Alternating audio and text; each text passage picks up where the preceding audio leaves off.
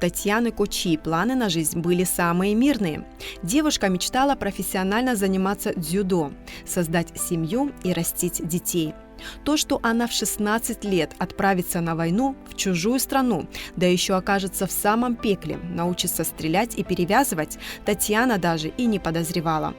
Спортивные навыки пригодились на фронте, а вот мечта о собственном доме и большой семье сбылась. Я сюда после войны, после взятия Сухума, первый раз зашла в этот двор.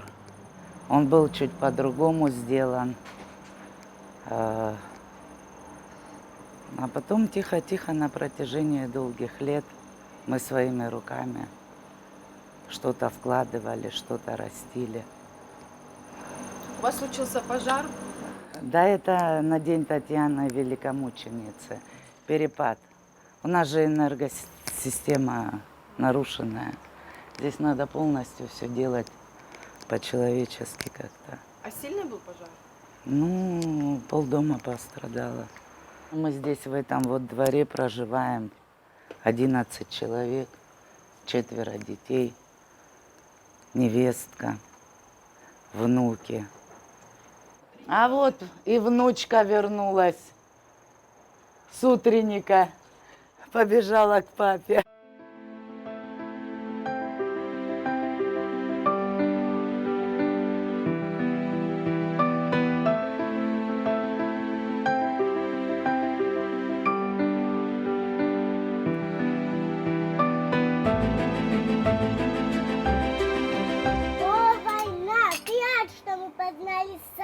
Ты всю землю переполнила слезами, матерей в глубокий траур ты одела, и навеки от них радость отлетела. Старшим детям выпала участь работать с раннего возраста. Развиваться, расти, строить семьи. Но я считаю, трудности закаляют людей. Омар Кочи, будущий муж Татьяны, в детстве жил в Абхазии. Мама его абхазка, отец абазин. После смерти матери Омар со своей семьей переехал в Карачаево-Черкесию, где и познакомился с Татьяной. На войну в Абхазию он приехал одним из первых в группе добровольцев под командованием Мухаммеда Килба. После освобождения Гагры Омар привез Татьяну в Абхазию. Свадьбу сыграли в Пицунде в пансионате «Литфонд». Попала, просто провожая будущего своего супруга. Ну, как на ЖД вокзале стояли, провожала. Считай, как с спортзала вышла в спортивном костюме, со спортивной сумкой, так и попала сюда. Девушка могла быть полезна в тылу, но отправилась с мужем на передовую. Ездила с ним на боевое дежурство в Нижнюю Эшеру. С января воевали в составе разведгруппы «Сатурн-Ураган» под командованием Адика Отерба. Формировались уже на тот момент, это было после освобождения Гагры, формировались уже на тот момент 3 группы «Сатурн-1» под командованием Мухаммеда Килба. Сатурн – это гагринцы и лыхнинцы «Ураган». И вот период времени вахта верхняя, нижняя Эшера менялись.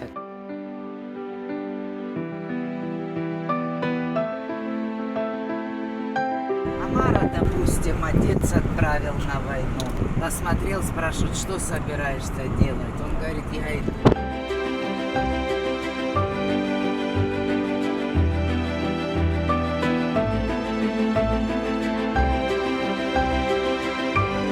Эти горы полностью пропитаны молодыми ребятами, которые встали на защиту маленькой своей Абхазии, чтобы сегодня вот такое голубое небо было над нашей головой. Тишина, спокойствие, чтобы летали бабочки, пели птицы, чтобы мы могли просто мирной жизнью наслаждаться, расти, развиваться, приумножаться. Вот бабочки летают, это, наверное, все-таки души наших ребят умерших, которые не зря, наверное, прошли столь сложный путь, все равно с каждым поколением я вижу изменения. Я, наверное, один из немногих добровольцев, которые попали сюда в 92 году, влились в колорит абхазский и по сегодняшний день проживают здесь. После мартовского наступления разведгруппа «Сатурн-Ураган» базировалась под Гудаутой в районе Золотого берега. В июле 93-го ожесточенные бои развернулись по всей линии Гумистинского фронта. Нужно было освобождать стратегические высоты, нависающие над Сухумом. Группу Татьяны высадили десантом на Двуречье. В горах продвигались тяжело, медленно, без еды, вспоминает Татьяна. Попадали под минометные обстрелы, натыкались на мины и несли горькие потери. Июнь 93-го года нас с Мызурха, Золотого берега, закидывают десантом на Двуречье. Часть ребят идут через Шубару, но мы все идем в одном направлении, все группы. Начинается операция по освобождению Сухума. Это уже по горной части Республики Апсны. Наша группа, получается, попадает на Двуречье, Гума, Старушкино, все эти села. Там мы теряем ребят. У нас Отгурчик Сабри погибает там. И мы наблюдаем картину, как его брат на коне Сабри Барциц везет до ближайшего пункта. И из-за того, что нам приходилось очень долго идти до помощи, многие ребята у нас из-за осколочных ранений и потери крови не доходили до пункта помощи. Мы там не могли костры разводить, потому что совсем рядом находились.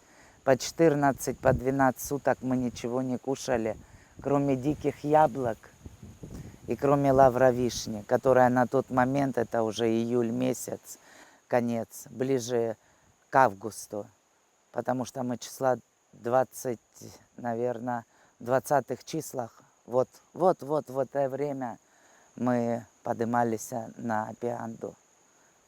Вот оно время, да. Время 30-летней давности.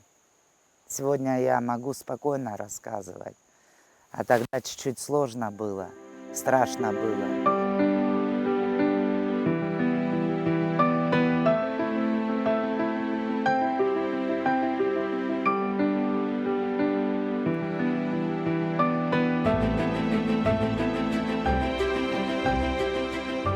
Татьяну в группе как могли оберегали, пытались отправить подальше от боевых действий.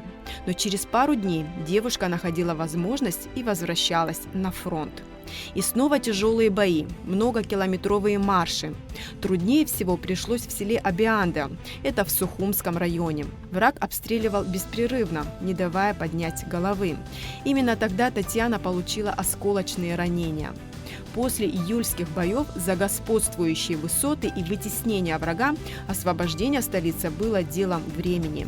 У нас ребята были молодые, мы по очень много километров делали. Мы на тот момент как раз спустились через Вием, находясь на Павловке-Адише. Там еще есть перекресток 4 дорог, кладбища. На этом кладбище были свежие могилки, когда мы с мужем, там вахта у нас была, по ночам обязательно. Чтобы противник не напал, потому что ребята после боев расслабились. Это уже вот были эти дни, как раз сегодня 26-го мы уже заходили в Сухум, да, через горы, да. И зашли мы 26-го, первый эвкалипт зашли, потому что они недалеко были. И когда у нас на Апианде на 920-й сопке шел бой, они точно так же бой приняли ниже этой сопки. У них тоже тяжелый бой был. Я помню, еще тяжелейший бой был 6 августа, тогда перемирие было. Запрет был на боевые действия, а в горах у нас 2 часа шел бой, полчаса передышка шла. Ребята были до трусов промокшие. Ну, сегодня мы последствия наблюдаем.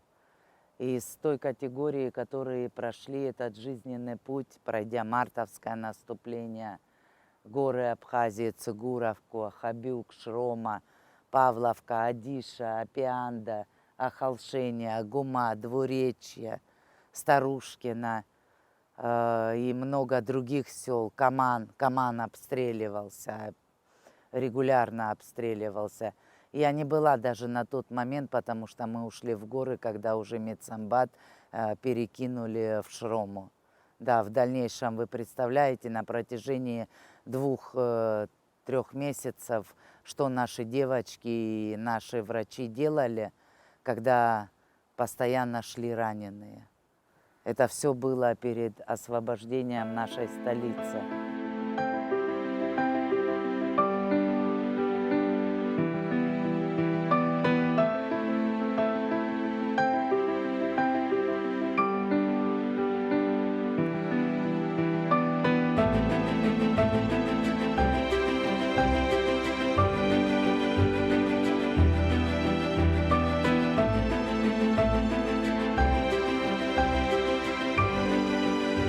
Со всех концов, со всех направлений фронта все силы абхазские стекались именно в столицу.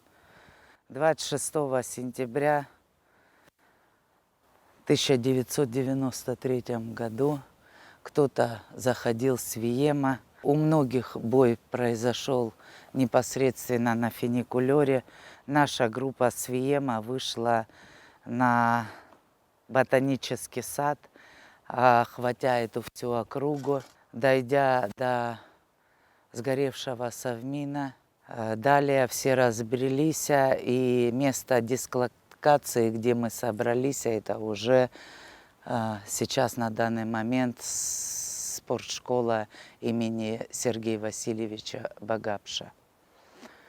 Там сутки нам сказали остановиться.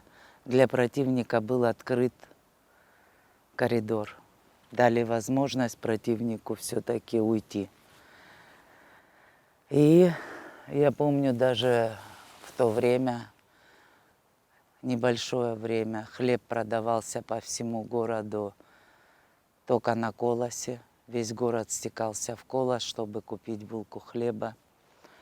И где вот сегодня Красный мост, я помню, по обочине очень много было прикопано именно гвардейцев, присыплено землей, которые погибли на Красном мосту. Далее их, наверное, перезахоронили, потому что первое время можно было наблюдать картину: обглоданная рука или кисть, или нога, ступня выпирала из-под земли. Ну вот так противник бежал. Кто-то через аэропорт, более высокопоставленный, кто-то через Зугдиди. Ну и вот 29-го, вот 27-го было официально названо число, что освобожден Сухум. 28-го праздновали. Это была нескончаемая радость. Местные жители, которые год здесь находились или не знали, что завтра с ними будет, они были рады этому искренне. Особенно, когда им давали какую-то провизию, они целовали руки военным. После освобождения Сухума Татьяна с мужем не поехали до Ингура, а, прихватив достаточно провианта, отправились в Ткварчал повидаться с родственниками супруга и посетить могилу его матери. Мы должны были поехать в город Ткварчал, потому что мужа родственники там находились во время войны, в блокадном городе. И у него была мечта увидеть своими глазами, целая ли могилка мамы, и где его родственники, выжили ли они во время войны в голодном блокадном Ткварчале. И мы загрузили багажник провизией. И 29 числа, 29 сентября, когда было соединение двух фронтов, мы поехали целенаправленно в Ткварчал. Я до сих пор вспоминаю со слезами на глазах, когда люди брали и буханку хлеба серого делили на 3 части, брали, подносили его к носу, нюхали и боялись его даже покушать.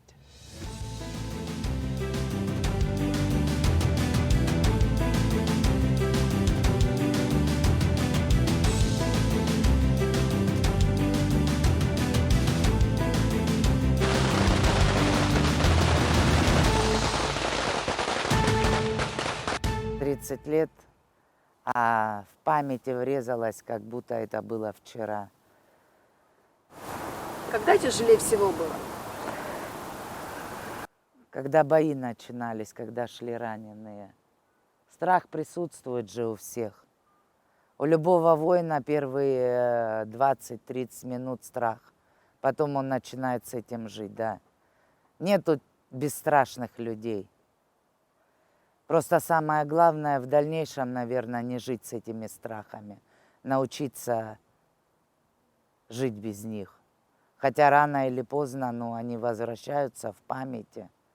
Это же пройденный этап. Ты не можешь вычеркнуть то, что с тобой было. Но ты зато можешь в будущее смотреть другими глазами, чтобы это не повторилось.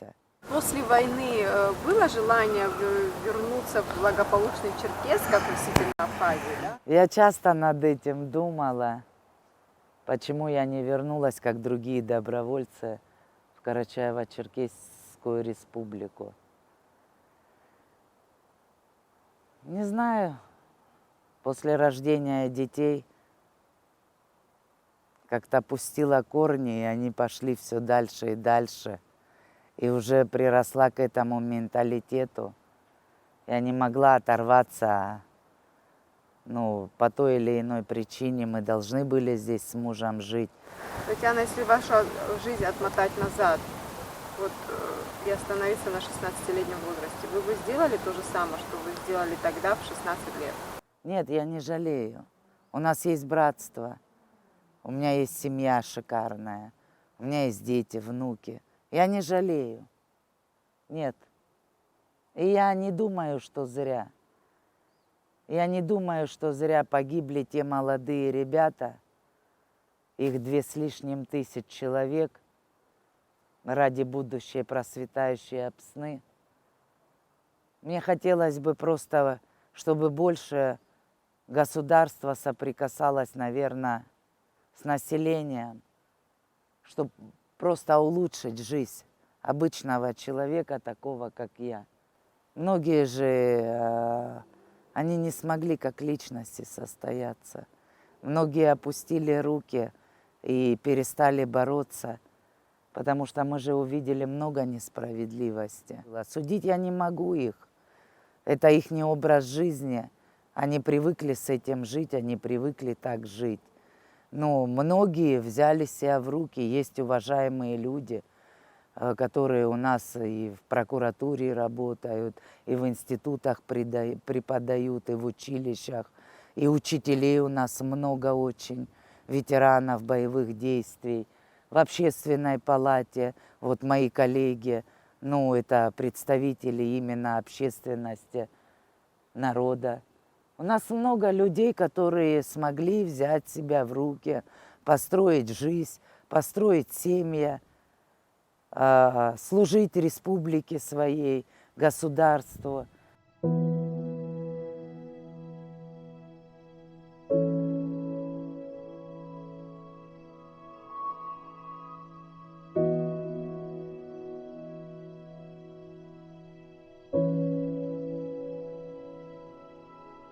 По Абхазии много таких обелисков, именно врезанными в граниты, в мрамор на века, наверное, с фамилиями тех ребят и девочек, которые сегодня бы могли строить республику.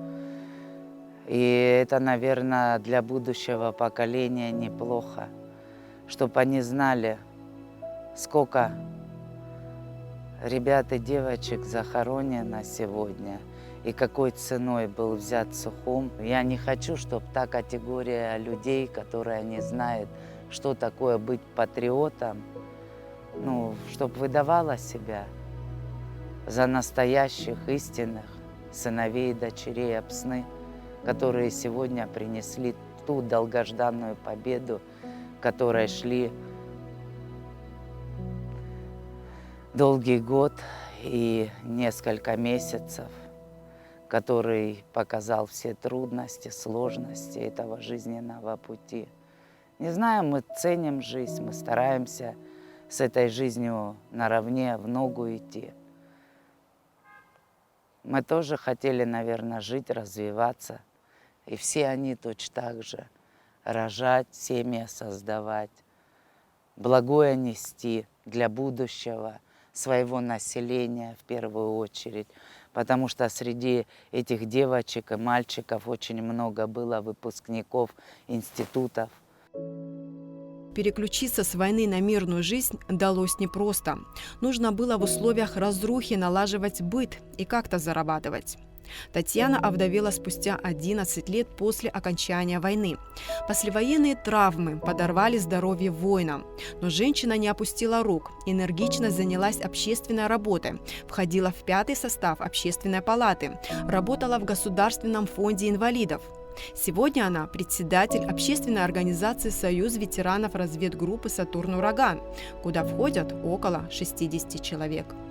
Но самая главная ее роль – это быть мамой и бабушкой.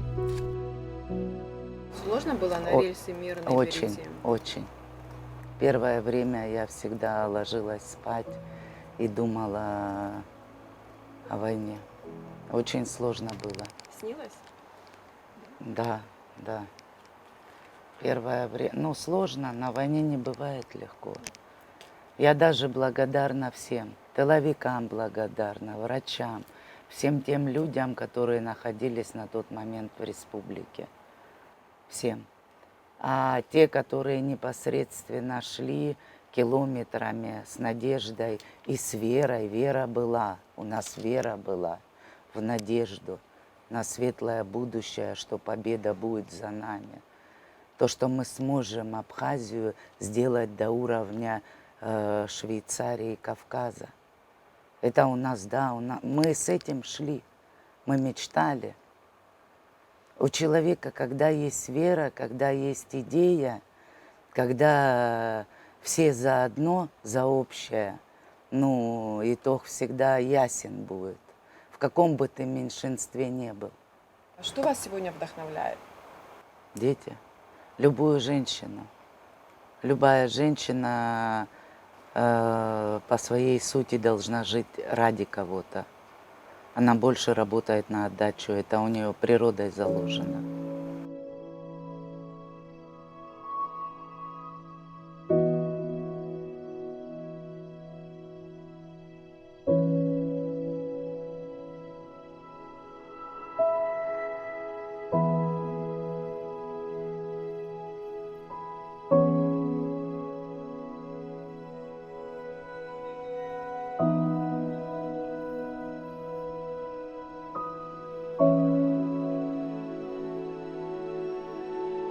Рано или поздно и Абхазия отстроится, и население, жизненные условия улучшатся.